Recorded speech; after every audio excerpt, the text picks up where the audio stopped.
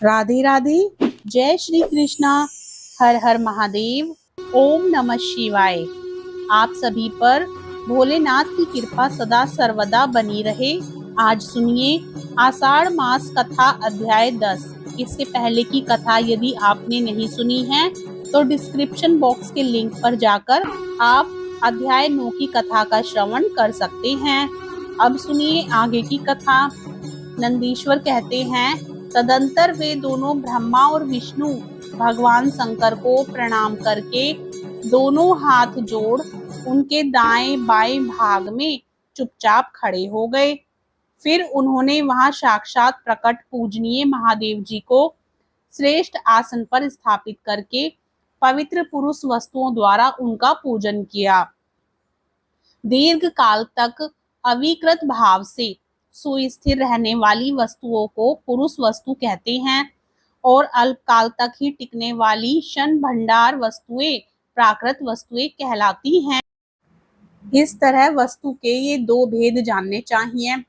हार, नूपुर, केयूर, किरीट, मणिमय, कुंडल, यज्ञोपवीत, उत्तरीय वस्त्र, पुष्पमाला, रेशमी वस्त्र, हार, मुद्रिका, पुष्प, तांबुल, कपूर, चंदन एवं अगरू का अनुलेप, धूप, दीप, श्वेत छत्र, व्यंजन, ध्वजा, चंवर तथा अनन्य दिव्य उपहारों द्वारा जिनका वैभव वाणी और मन की पहुंच से परे था, जो केवल पशुपति के ही योग्य थे और जिन्हें पशु कदापि नहीं पा सकते थे, उन दोनों ने अपने स्वामी महेश्वर का पूजन किया।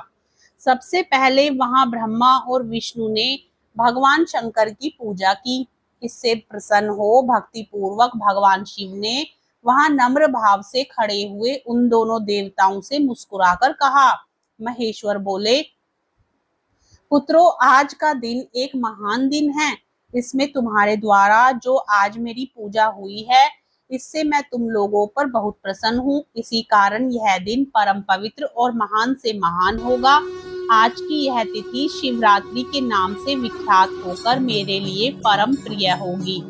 इसके समय में जो मेरे लिंग निष्कल अंड आकृति से रहित निराकार स्वरूप के प्रतीक वेर की पूजा करेगा, वह पुरुष जगत की सृष्टि और पालन आदि कार्य भी कर सकता है। जो शिवरात्रि को दिन रात निराहार एवं जितेंद्रिय रहकर अपनी शक्ति के अनुसार निश्चल भाव से मेरी यथोचित पूजा करेगा, उसको मिलने वाले फल का वर्णन सुनो।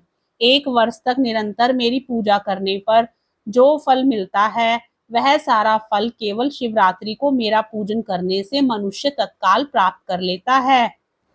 जैसे पूर्ण चंद्रमा का उदय समुद्र की वृद्धि का अवसर है, उसी प्रकार यह शिवरात्रि तिथि मेरे धर्म की वृद्धि का समय है। इस तिथि में मेरी स्थापना आदि का मंगलमय उत्सव होना चाहिए। पहले मैं जब ज्योतिर्मय स्तंभ रूप से प्रकट हुआ था, वह समय मार्गशीर्ष मास में आद्र नक्षत्र से युक्त पूर्णमासी या प्रतिपदा था। जो पुरुष मार्गशीर्ष मास में आद्र नक्षत्र होने पर पार्वती सहित मेरा दर्शन करता है अथवा मेरी मूर्ति या लिंग ही झांकी करता है, वह मेरे लिए कार्तिक से भी अधिक प्रिय है। उस शुभ दिन को मेरे दर्शन मात्र से पूरा फल प्राप्त होता है। यदि दर्शन के साथ साथ मेरा पूजन भी किया जाए तो इतना अधिक फल प्राप्त होता है कि उसका वाणी द्वारा वर्णन नहीं हो सकता। वहां पर मैं लिंग रूप से प्रकट होकर बहुत बड़ा हो गया था, अतः उस लिंग के कारण यह भूतल लिंग स्थान के नाम से प्रसिद्ध हुआ। जगत के लोग इसका दर्शन और पूजन कर सके, इसके लिए यह अनादि और अनंत ज्योति स्तंभ अथवा ज्योतिर्मय लिंग अत्यंत छोटा हो जाएगा। यह लिंग सब प्रकार के भोग सुलभ कराने वाला तथा भोग और मोक्ष का एकमात्र साधन है। इसका दर्शन, स्पर्श और ध्यान किया जाए तो यह प्राणियों को जन्म और मृत्यु के कष्ट से छुड़ाने वाला है। अग्नि के पहाड़ जैसा जो यह शिवलिंग यहाँ प्रकट हुआ है, इसके कारण यह स्थान अरुणाचल नाम से प्रसिद्ध होगा। यहाँ अनेक प्रकार के बड़े बड़े तीर्थ प्रकट होंगे। इस स्थान में निवास करने या मरने से जीवों को मोक्ष तक हो जाएगा। मेरे 2 रूप हैं, सकल और निष्कल। दूसरे किसी के ऐसे रूप नहीं हैं। पहले मैं स्तंभ रूप से प्रकट हुआ, फिर मैंने अपने साक्षात रूप से ब्रह्म भाव से मेरा निष्कल रूप है और महेश्वर भाव सकल रूप, ये दोनों मेरे ही सिद्ध रूप हैं। मैं ही परब्रह्म परमात्मा हूँ। कलायुक्त और अकल मेरे ही स्वरूप हैं। ब्रह्म रूप होने के कारण मैं ईश्वर भी हूँ। जीवों पर अनुग्रह आदि करना मेरा कार्य है। ब्रह्मा और केशव मैं सबसे बृहद और जगत की वृद्धि करने वाला होने के कारण ब्रह्म कहलाता हूँ। सर्वत्र समरूप से स्थित और व्यापक होने से मैं ही सबकी आत्मा हूँ। सर्ग से लेकर अनुग्रह तक जो जगत संबंधी 5 कृत्य हैं, वे सदा मेरे ही हैं। मेरे अतिरिक्त दूसरे किसी के नहीं हैं, क्योंकि मैं ही सबका ईश्वर हूँ।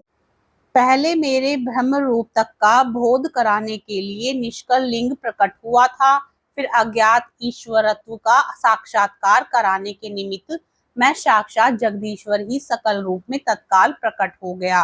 अतः मुझ में जो ईशत्व है उसे ही मेरा सकल रूप जानना चाहिए, तथा जो यह मेरा निष्कल स्तंभ है वह मेरे ब्रह्म स्वरूप का बोध कराने वाला है। यह मेरा ही लिंग है। तुम दोनों प्रतिदिन यहाँ रहकर इसका पूजन करो। यह मेरा ही स्वरूप है और मेरे सामीप्य की प्राप्ति कराने वाला है। लिंग और लिंग में नित्य अभेद होने के कारण मेरे इस लिंग का महान पुरुषों को भी पूजन करना चाहिए। मेरे एक लिंग की स्थापना करने का यह फल बताया गया है कि उपासक को मेरी समानता की प्राप्ति हो जाती है। यदि एक के बाद दूसरे शिवलिंग की भी स्थापना कर दी गई, तब तो उपासक को फलस्वरूप से मेरे साथ एकत्व रूप फल प्राप्त होता है।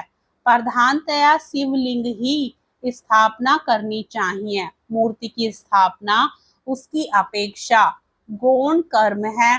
शिवलिंग के अभाव में सब ओर से सवेर मूर्ति युक्त होने पर भी वह स्थान क्षेत्र नहीं कहलाता। हर हर महादेव। जय शिव शंकर। शिव पुराण की कथा अध्याय 10 संपूर्ण होता है। कथा पसंद आए तो वीडियो को लाइक करके चैनल को जरूर सब्सक्राइब कर लें और साथ ही कमेंट बॉक्स में हर हर महादेव जरूर लिखें।